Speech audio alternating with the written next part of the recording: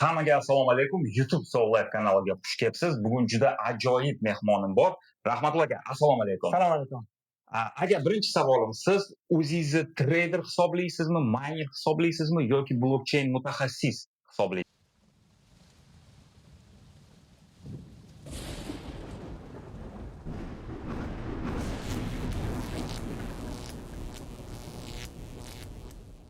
Siz hisoblaysiz.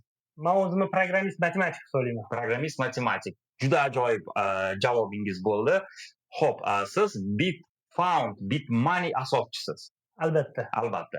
Xo'p, Bitmoney, to'g'ri, Bitmoney. Bitmoneyni bugungi kapitalizatsiya qancha summadan iborat? Hozir boshqaruvimizda kapital 4 milliondan iborat, kompaniyamizning kapitalizatsiyasi 10 million dollarga baholangan investorlar tomonidan. Demak, kapitalizatsiya 4 million dollar. Boshqaruvda. Boshqaruvda. Buni sal batafsil qilib tushuntira olasizmi? Bu qanaqa pul? Bu miqdorda turibdi yoki shotda turibdi yoki bitcoin ko'rinishida turibdi yoki USDT ko'rinishida? Bu pulni xohlagan vaqt yechib olsak bo'ladimi? Qanaqa pul bu? Bu mijozlar bilan tuzilgan shartnomadagi summani yig'indisi. Ya'ni 16 ta mijozimiz bo'lsa, shu 16 ta mijoz bilan tuzilgan shartnomalarda ko'rsatilgan summani jami yig'indisi 4 million 111 ming dollar chiqadi. Ular Amerikada ro'yxatdan o'tgan kompaniyamiz bilan shartnoma. Bitmoney Amerikada ro'yxatdan o'tgan. Shunaqa. O'sha bilan ro'yxatdan o'tilgan, u pul shartnomaga ko'ra mijoz o'sha ko'rsatilgan shartnomada ko'rsatilgan summa o'z hisob raqamiga, bizaga bermaydi, o'zini hisob raqamiga to'ldiradi. Va biz masofadan turib uni boshqaramiz. Yaxshi. 4 million dollar. Yomon emas. Blockchain sohada ishlab yurganingizga necha yil bo'ldi? Mana bu уже 8-yil. 8-yil bo'lyapti. Demak, tajribangiz bor, amalingiz bor, boshingizdan menimcha qilmagan narsangiz qolmadi shekilli. Xo'p. Endi ikkita xavlik, shunaqa. Yo'q, birinchi xavlik 12-yilda bo'lsa, 2016-yil. 16-yilni ko'rmaganman. Men ham ko'rmadim. Xavlikdan 1-2 oy o'tgandan keyin men o'zi kirib keldim sekin, efirni qazish boshladim. Efir emas, Monero qazish boshladim. Siz miningda qaysi birinchi tanga? Faqat bitcoin. Altcoinlarga menda ban. Umuman qazmaganman. Efir, Monero, Zcash. Test uchun kompyuterda qilingandir, lekin masshtabni faqat bitcoin. Faqat bitcoin. Achkilada. Bitcoinga ishonchimiz komil. Albatta. Xo'p. Eng oddiy primitiv savolim, Rahmatullo bu kim? Men oddiy O'zbekistonlik, Toshkentda tug'ilib o'sgan bolaman. Ko'kchada 40-maktabda o'qiganman. Siz eski shaharlisiz. Ko'kchada 40-maktabda o'qiganman. Paltexda kompyuter bo'yicha yo'nalishdagi litseyda o'qiganman. Paltex yonida shunday 7 etajli bino bor o'sha yerda o'qiganlar ko'pda taniydi. Institutda svязь bitkazganman. Programmist bo'lib, ko'plab davlat tashkilotida, xalq xususiy tashkilotlarda tajriba orttirganman. Svязь deganingizda nimani nazarda tutyapsiz? Axborot texnologiya universiteti. Qaysi yil? 2005-2009 bitkazganman. 2005-2009. Yaxshi. Xo'p.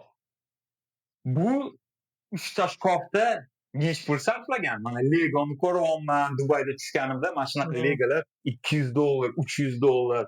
Kitoblarni endi gapirmasam ham bo'ladi. Kadrga tushyapti-a? Yaxshi. Necha pul sarflagan bu shkafga? Kitoblarni o'zi bir 5 mingdan sal ziyodroq. 5 ming dollar. Mana to'plam o'zi, mana shu to'plamni 18 tasi eng qimmat qaysi bo'ldi? O'sha 18 ta to'plam. Kolleksiya. 1000 dollar. Bir domani oladigan bo'lsa, qaysi kitob eng qimmat hisoblanadi? Eng kattasi Universe. 50 dollar. 50 dollar. Universe ko'rmayapman, ko'zimga tushmayapti. Bo'ldi, ko'rdim. Complete Human Body degani bor. Universe. Do'stlar, 4 million dollar kompaniyani boshqarish uchun kitoblarni albatta o'qish emas, kitobga sarflash kerak pulni. O'qish bu уже ikkinchi jarayoni. Menimcha, hammasini o'qib chiqmadingiz hali. O'qiganman. Hammasini o'qidingiz. Bungacha o'sha bu ma'lumotlarni o'qib bo'lganman. Bu yerda nechta kitob? 50 ta, 60 ta. 200 tacha bor. 200 ta kitob. Demak, siz hayotingizda nechta kitob o'qigansiz? Misol uchun, menda 150 dan hali o'tmagan. 110 ta, 115 ta bo'lsa kerak. 1000 tadan oshib ketgan. Kitoblarni o'qish kerak, buni bilamiz. Qanaqa tavsiya berasiz yoshlarimizga? O'qish bir narsa. Tushunish bir narsa. Xo'p, men savol boshqachasiga beraman. Rahmatulloda top 3 ta kitob. Unaqasi yo'q. Bunaqasi yo'q. Chunki hammasi bir-birini to'ldiradi. Ya'ni eng kuchli degan kitobni o'qiganingiz bilan oddiyroq kitob ham bo'lmasa, u kuchli narsani o'qiganingiz sizga hech qanaqa rezultat bermaydi. Qaytanga kompleksli yechim beradi. Ya'ni eng top 3 ta kitob deganda, birinchisiga javob 1000 ta kitob o'qing degani bu. Yaxshi, hozir yana boshqachasiga savol berishga harakat qilaman. Qaysi 3 ta kitobdan boshlash kerak? Misol uchun programmist bo'laman desa yoki tadbirkor bo'laman desa, biznesmen, qaysi 3 ta kitobdan boshlash kerak? Birinchi kitobdan emas, odam o'zidan boshlash kerak. Chunki odam o'zini emotsiyasini boshqara olmasa, hech qanaqa kitob yordam bermaydi.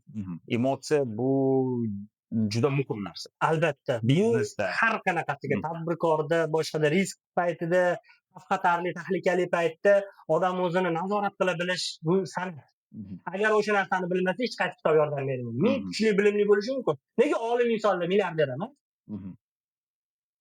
Shu ma'nosini beryapti. Savol bu. You ask me or you tell me? Yo'q, o'zi javob ham shuni o'zida. Chunki milliarderlarning ko'pi olim odamlar emas. Ya'ni boy bo'lish yoki uspешный bo'lish, ko'p kitob o'qiganlikdan bo'lmaydi demoqchiman. Ya'ni emotsional sbalansirованный bo'lish, o'zini emotsiyasini nazorat qila olish, har xil xavf-xatarda o'zini tuta bilish, bu konkretniy san'at, bu kitobdan olish qiyin. Uni atrof muhitiy o'rtoqlar, mentorlar, o'shalar orqali olinadi. Ular tarbiyalaydi bu hissiyotlarni. Ota-ona albatta birinchi o'rinda. Ular uni nima deydi, zakolat qilib boradi, chiniqtirib boradi. Bu narsa emotsiya tiklanish, yoshlikdan tiklanib kelmasa, 1000 ta kitob o'qing, befoyda. Befoyda bo'ladi. Befoyda. Sizning fikringiz shu. Dunyo qarashingiz shu. Meni fikrim shunaqa. Yaxshi, juda yaxshi. Qarshi bo'lmasangiz, blockchain va kriptovalyuta asosiy podkastimizda asosiy maqsadiga o'tamiz. Okay. Bit money. With rate you earn. Qancha bo'ldi ochganingizga? 3 yil. Bu bot, Telegram bot ishlaydigan. Telegram bot. Торговый bot. Da. Razraботkaga qancha vaqt ketgan, qancha pul sarflagansiz? O'zi tayyormi hozir yo hali ham rivojlantiryapsizmi, uni o'zgartirish kirityapsiz? Produkt shunaqangi narsaki, hech qachon tayyor bo'lmaydi. Har doim upgrade qilish kerak. Chunki rынок o'zgaradi, tezlashgan bozor, shuning uchun har doim yangilanadi. Lekin hozirgi kunda tayyor ishlayapti. Lekin razrabotkaga 22-yil birinchi zapus qilgan bo'lsak, ungacha 4 yil vaqt ketgan. 100 mingdan oshiq pul ketgan. Bu narsani tushunib yetib, bu algoritmga yetib kelgungacha xatolar qilib, zararlar qilib 100 mingdan oshiq bugungi kunida 100 mingdan ortiq sarflagansiz. Yo'q, o'sha razrabotkani o'ziga. Razrabotkani o'ziga. Ha, 22-yildan keyin hisobga olmayapmiz. Yo'q, 22-yildan keyin bo'lgan xarajatni olsak, bir 300 mingdan oshiq pul ketdi o'sha. Ya'ni kompaniya ochish, konsultativniy xarajatlar, yuristlarga xarajatlar, kompaniyani ochish jarayonlari, dasturchilarga oylik, boshqa. Hozir komanda nechta odamdan iborat? Jamoada o'zi kimlar bor? Siz founder hamda CEO yoki faqat founder? Men founder ham CEOga yordam beruvchi-da. Chunki CEO bittada tushunib boshlab ketmaydi. Unga поддержка kerak. Chunki rынокni tushunish uchun, boshqalar bilan kommunikatsiyaga kirish uchun. Mendan tashqari yana 9 ta odam bor. 9 ta odam. Demak, siz bilan 10 ta odam jamoada. CEO hozir shu yerdamidi? CEO hozir Minskda. Yo'q, Minskda hozir. Nima qilyapti? Sotyaptimi? O'sha korxona ishlari, o'zining shaxsiy ishlari bo'yicha, ish bo'yicha ketilgan. Xudo xolasa 2-3 kunda qaytish kerak. Okay, yaxshi. Bitmoneyga albatta omad tilab qolamiz. Keyingi savolim, fondning modeli haqida qisqacha. O'zi Bitmoney qanaqa ishlaydi? Bu trading bot nimaga asoslanadi? Fundamental analiz bor, mana texnический analiz bor, algo trading bor, robot tradinglar bor, har xil tradinglar bor. Hozir TikTokga kirib tomosha qilsak, bir nechta turli tradingni topib olamiz. Shunaqa. Bitmoneyni turi va modeli qanaqa? Bitmoneyni turi xuddi copy tradingga o'xshaydi. Chunki mijozlar pulni o'zini akkauntida, o'zini nomiga, o'zini shaxsiga, pasportiga ro'yxatdan o'tgan akkauntda saqlaydi aktivlarini. Biza developer key orqali spetsialniy ключ bor. O'sha ключ orqali торговляga kiramiz va u klientni shartnomada ko'rsatilgan kapitalini olib sotish uchun boshqaramiz. Va u algoritm faqatgina texnik analizga, matematik analizga asoslangan. Hech qanaqa novostni fonlarni inobatga olmaydi. Chunki eng xavfli narsa o'z navbatida fon. Chunki odam emotsiyasiga o'ynaydi, odam xato qilishga sababchi bo'ladi. Mana algo tradingni men eshitganman. Algoritmический trading, ya'ni algoritmga asoslanib va qanaqadir voqeaga asoslanib trade chiqarishadi. Masalan, o'tgan yil bo'lgan voqea, yo'q, o'tgan yil emas, 2023-yilda menimcha Champenjao qaysi yil ozodlikka chiqdi? O'tgan yil. Xullas, kichik rost bo'ldi, altcoin'da ham kichik rost bo'ldi. Shunga asoslanib bir nechta trader aytayaptiki, mana Champenjao ozodlikka chiqishdan sababi emas. Bular mana shu muddatga rost analiz qilgan va Champenjaoni qo'yib olish shunga asoslanib qilishgan. Ya'ni bu ozodlikka chiqishdan keyin altcoin'lar o'smadi, altcoin'lar o'sish bilan buni chiqarib yuborishdi deyishyapti. Mana shunaqa mish-mish gaplar bo'ldi internetda. Qanchalik bu sizni fikringizga? Ommani tilida bunaqa yurishi o'zi konspiratsion g'oyalarga o'xshaydi.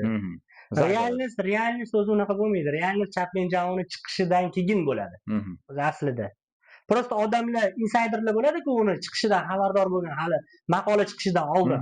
Ular birinchi rostni boshlab beradi, xuddiki birinchi narxoshda keyin u ozodlikka chiqishiga o'xshab tuyuladi.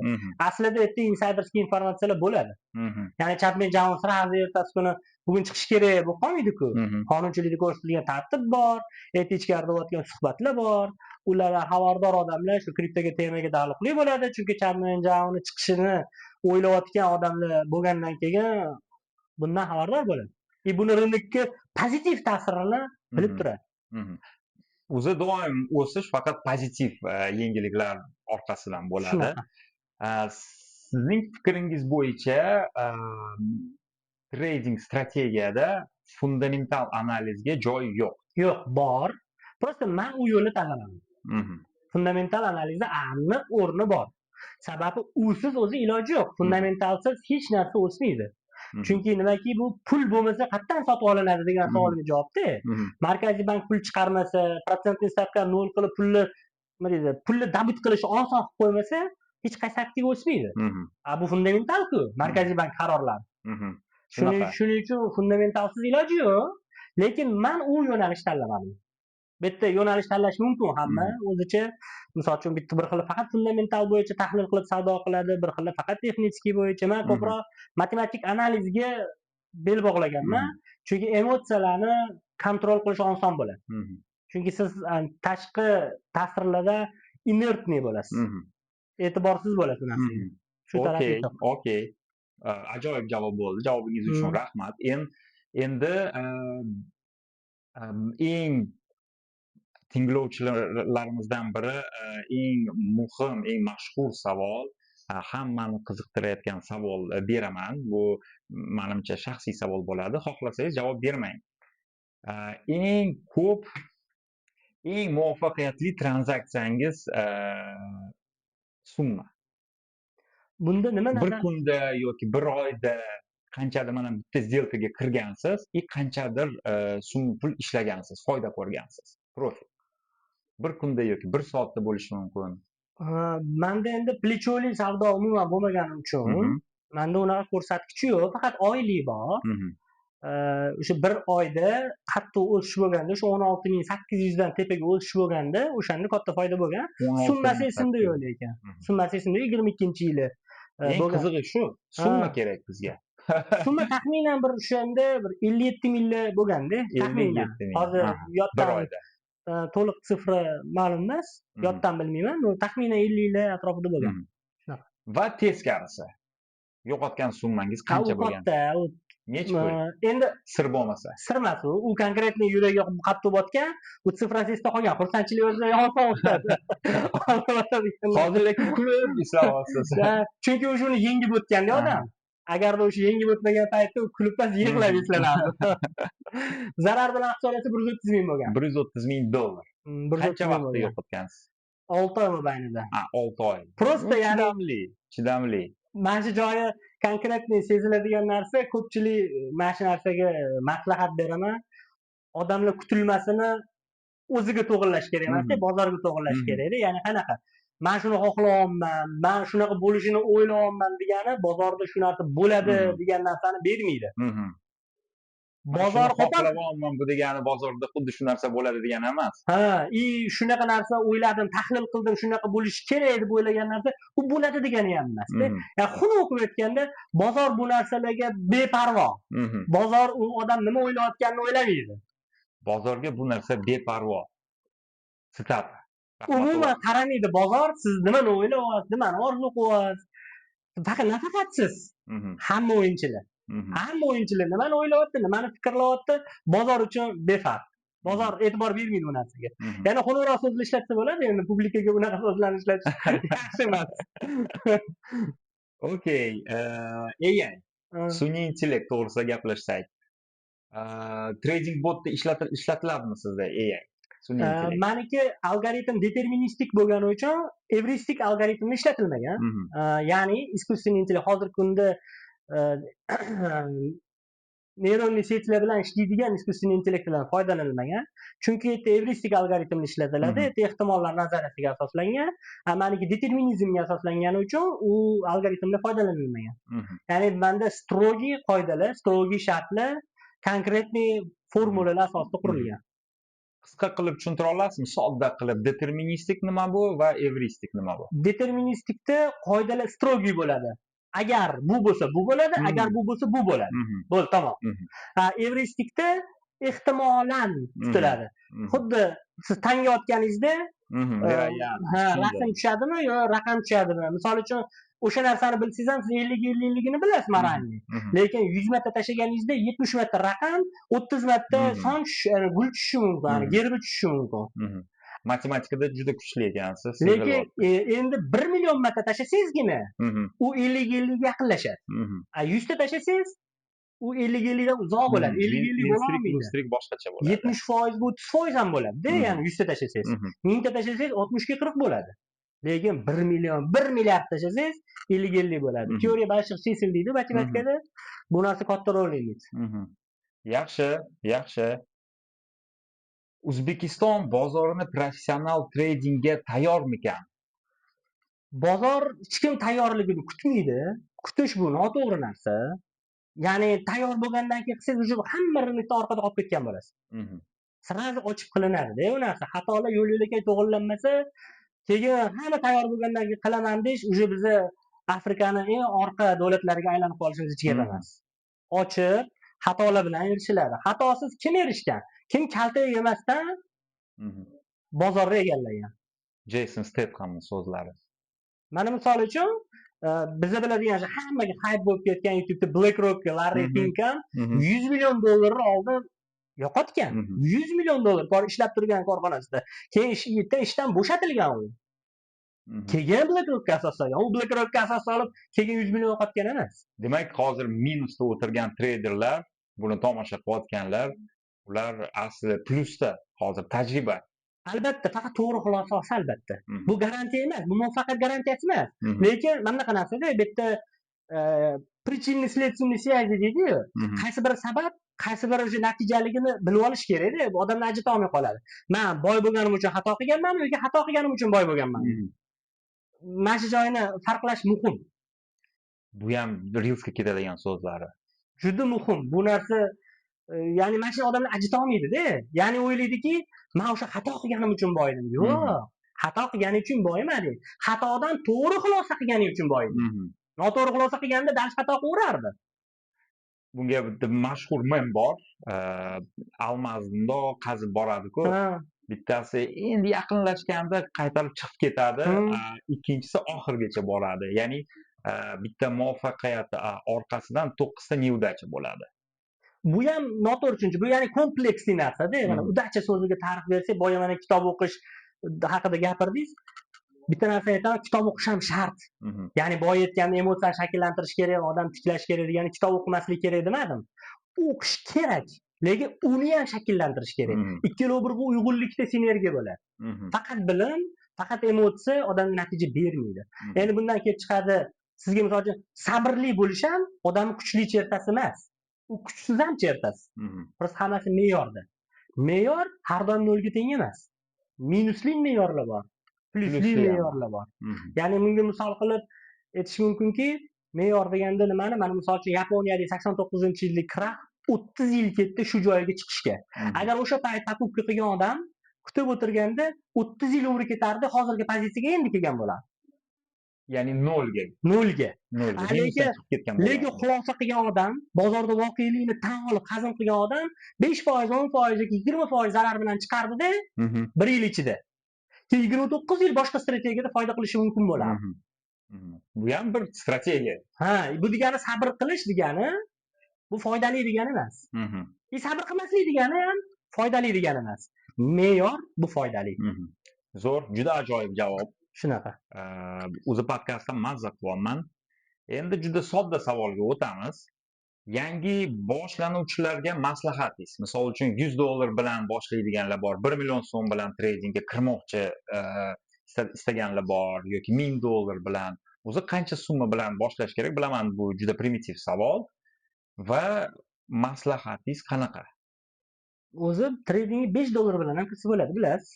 Misol uchun Binance'da chegarasi $5. $5 bilan savdo qilsa bo'ladi. Unaqa summa bilan kirayotgan odamlarga maslahatim soddagina, prosta olib 1 yil kutib kuzatishni o'rganish kerak. Ya'ni sa'zi kirib oldi sotdadan nimadir natijaga erishaman emas. Haliga aytgandek, hovurdan tushishi, emotsiyani nazorat qilishi, juda qattiq o'sishi ham, juda qattiq tushishda ham odam o'zini nazorat qilishi shu kichkina summada o'rgangani ma'qul. Trading bu oson pulmi yo qiyin pul? Unisi ham. Omadingiz kelib qolsa oson pul, omadingiz kelmasa qiyin pul. Demak, tradingda omad kerak. Har doim hamma narsada kerak. Omadsiz iloji yo'q. Даже misol uchun tahlillarni qarasangiz, ilmiy tadqiqotlarni qarasangiz, omad 50% dan ko'p tashkil qiladi, afsuski. Ya'ni odam yutug'ini. Demak, tajriba, ma'lumot, bilim kerak u ham. Qaysi bir birinchi o'rinda? Unaqasi yo'q, hammasi birinchi o'rinda. Mana misol uchun mana nimaga? Endi narsa aytaman. Agar odam badbashara bo'lsa-chi, men bilimli bo'lsa, men nutqi zo'r bo'lsa, odam bilan gaplashishni xohlaydiganlar kamroq bo'ladi-da. Uni omadi kamroq keladi. Ana odam chiroyli bo'lsa, igi undan yaxshi fit burkab tursa, atirlar zo'r sepib tursa, u bilan gaplashib kelgan odamlar ko'payadi-da. Gapirishni bilmagan taqdirda ham, puli bo'lmagan taqdirda ham, uni husnini deb, uni hidini deb yonida yurish xohlaganida qaysidir puli ko'p odam bergisi kelib qoladi. Majinga bitta eksperiment qilib ko'rish, o'tash, ya'ni muloyim bola ekan, yaxshi bola ekan, aytganini qilar ekan deb-da. Orqasidan omadi ham ketib qoladi. Chunki bilib bo'lmaydi. Ya'ni bu juda kompleks narsa, hammasi birgalashgandagina yutuq beradi. Bitta dona bilim bo'lsa yoki tanish bilish bo'lsa ham, endi исключение bor, tanish bilishni bilamizmi? Kimdir kim oilada bo'lganingiz bog'liq. Biz O'zbekistonda juda yaxshi bilamiz. U narsani исключение olib turamiz, faqat sog'lom deb tasavvur qiling, sog'lom dunyoda deb faraz qilaylik. O'sha holatda kompleksni bu. Bitta tug'ilishi, kim oilada qayerda tug'ilishi hisobga olmagan. Okey, juda qiziq javob bo'ldi. Rahmat. Fond doirasida talaba qabul qilasizmi yoki umuman komandaga qanaqadir vakansiyalar bormi? Hozirgi kunda yo'q. Chunki nima deydi, bizani hozir fokusimizni buzadi. Maqsadimiz bizani hozir Amerika hududida funksiyalarimizni kengaytirish uchun litsenziya olish yo'lidamiz. Bizani hozir shogird yoki talaba yoki qo'shimcha joylarga joyimiz bor. Lekin hozirdan unga intila olmaymiz, chunki birinchi bizani qo'ygan missiyamizda, milestonimizda biz birinchi litsenziya olishimiz kerak. Amerika hududida Amerika fuqarolariga xizmat ko'rsatish uchun. Bizani birinchi hozir bilamiz, juda eng qiyin narsa menimcha shu. Chunki birjaga keladigan bo'lsak, mana Binance bor, Binance US bor. MXC bor, MXC US bor. Ya'ni Amerikaga alohida litsenziya olinadi. Nimaga siz aynan Amerika Qo'shma Shtatlari tanlagansiz? Masalan, Yugo-Vostochniy Aziyalar bor, Tailandlar bor, Vyetnamlar bor, Xitoy, Xitoylar bor, Koreya. Nimaga? Yaxshi savol berdingiz. Endi yana matematikaga to'xtalamiz. O'zi matematika ko'p narsani o'zi aytadi. Mhm. Butun dunyoni kapitalini qarasangiz 55% Amerikadan kelib chiqqan. Ya'ni rodom iz Amerika. Mhm. Tasavvur qiling, Amerikada aholisini boshqaruvda turgan kapital 55 trillion. Mhm. Dunyoda jami boshqaruvdagi kapital 102 trillion. Mhm. Demak, yarmiga teng. Yarmidan ko'p. Yarmidan ko'p Amerikada joylashgan. Shunaqa. Bu Mhm. siz uchun juda katta potensial. O'zbekistonning VVPsini qarasangiz ham 200 milliard. Agar hammasi sizga boshqaruv berilib qolgan taqdirda ham Amerikani nechidir yuzdan biri bo'lib qoladi-da. Mhm.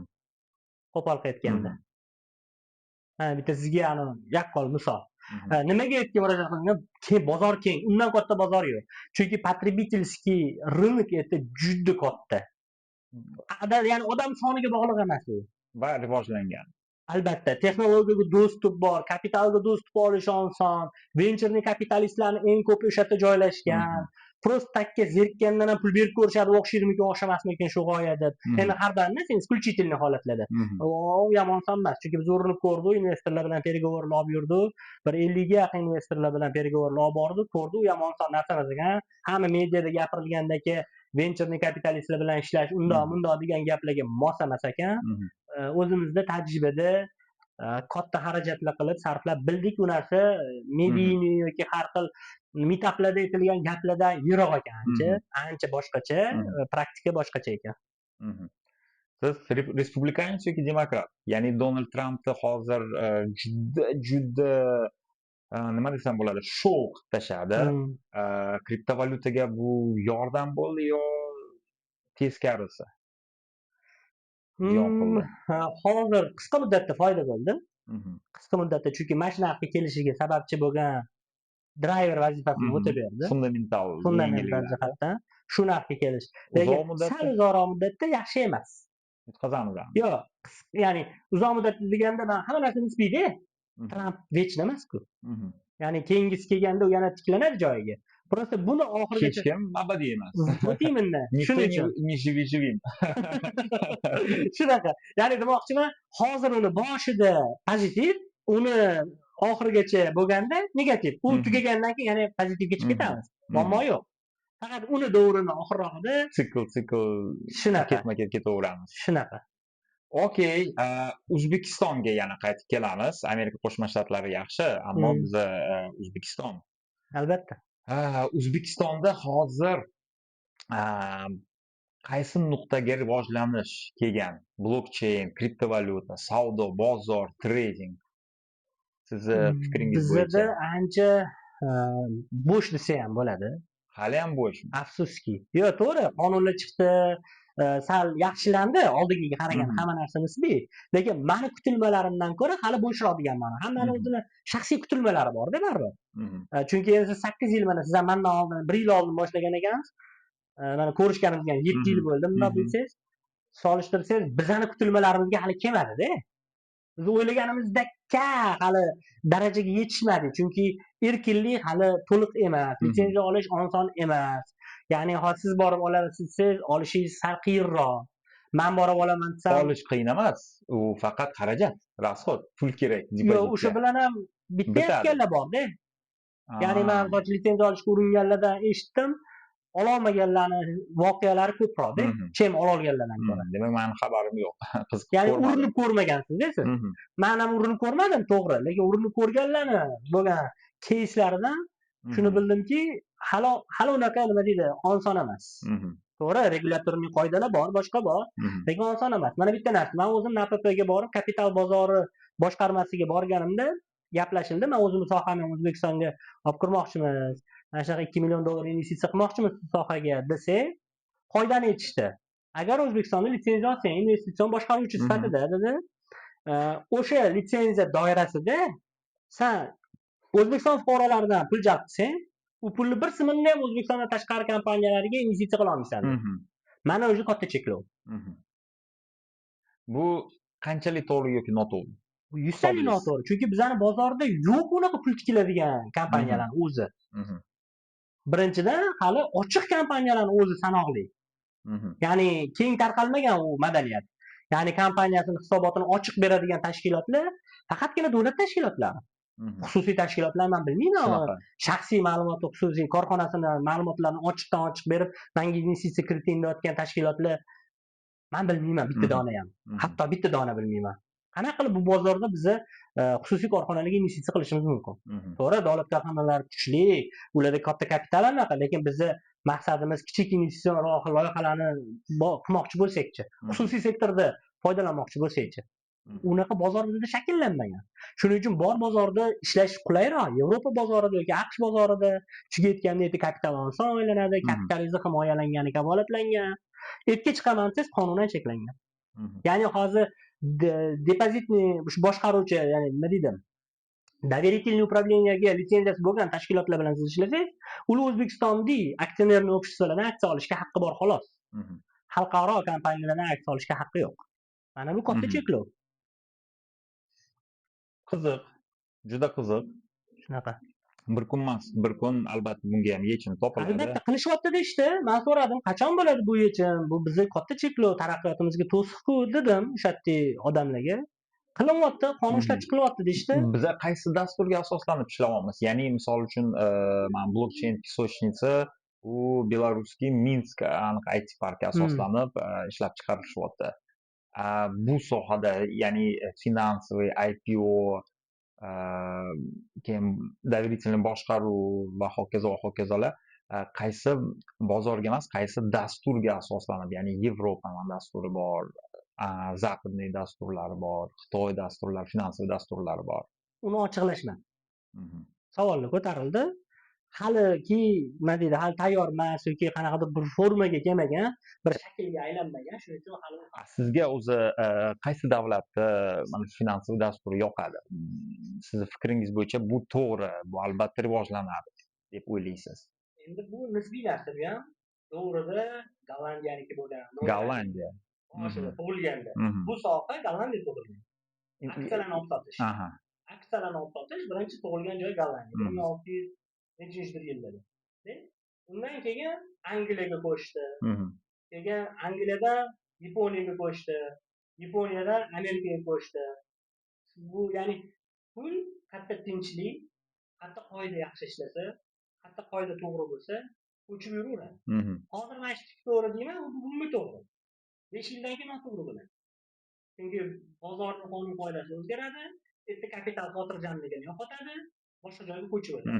Kapital xotirjam, tinch, hokim diyorlarni yaxshi ko'radi. Hozir investitsiya bo'yicha qaysi davlat eng rivojlangan? Adashmayotgan bo'lsam, Norvegiya emasmidi? Yo'q, bu yerda investitsion boshqaruv jihatdan o'zini davlat miqyosidagi pensioner fondi ularniki katta, dunyoda birinchi o'rinda turadi. Bo'lishi mumkin emas. Lekin okey, Blitz. Qisqa savol, qisqa javob. O'zbekiston yoki Amerika? Amerika. Amerika. Okey. New York yoki Los Angeles? New York. New York. Malibu yoki BYD? Kelajak. Ya bittasini tanlash kerak. Malibu. Malibu. Okey. Osh yoki shashlik? Osh. Osh. Non yoki buxanka non? Buxanka non. Buxanka non? Nimaga? Bilmadim, yoqadigan. Okey. Toshkent yoki Samarqand? Juda sodda savol. Toshkent. Albatta Toshkent. Mirziyoyev yoki Tramp? Mirziyoyev. Podkast uchun rahmat. Мы все.